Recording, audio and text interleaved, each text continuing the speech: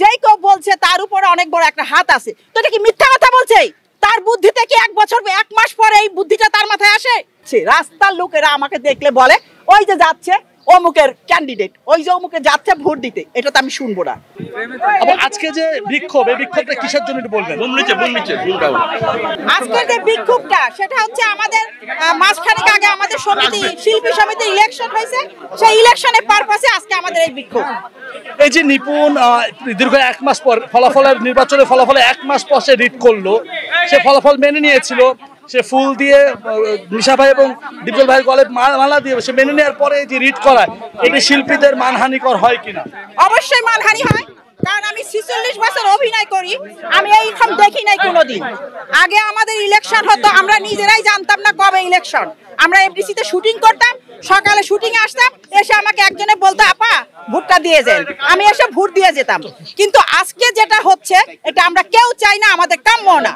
এখন মানে এই যে শিল্পীদের বারবার গত 2 বছর আমরা দেখেছি হাইকোর্টে দৌড়াদৌড়ি করতে, এবারও ঠিক একই অবস্থা হচ্ছে। এভাবে আর কতদিন?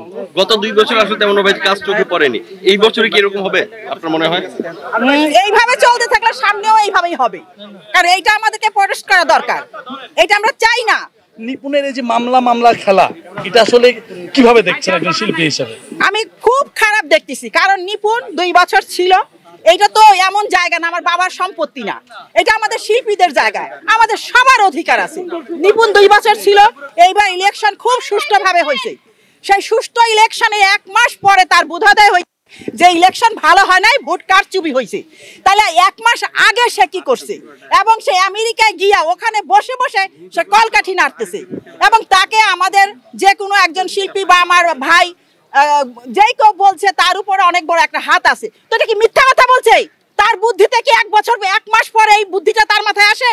হ্যাঁ, সে 1 মাস পরে আসছে, তার ইলেকশন ঠিক হয় নাই, সে এটাতে না রিট করছে, তো এটা তো আমরা মানবো না।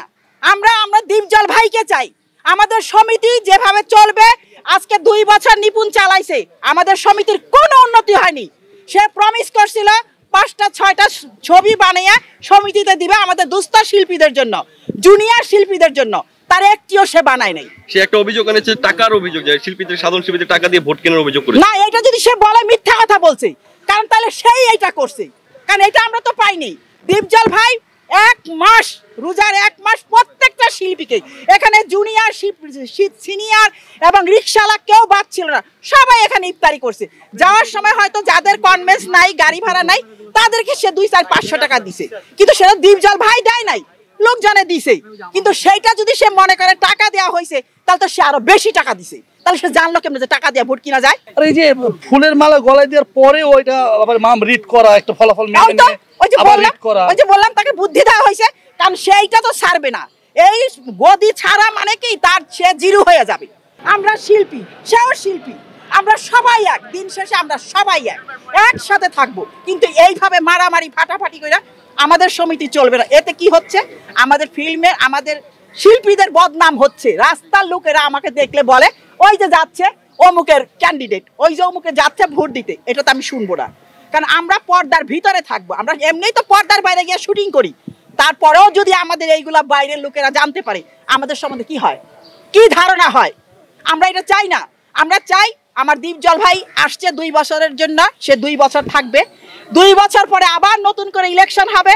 উনি যদি ভালো করে তাহলে উনি আবার আসবে, আর যদি উনি আবার তাদের মতো করে তাহলে আবার নতুন কেউ আসবে।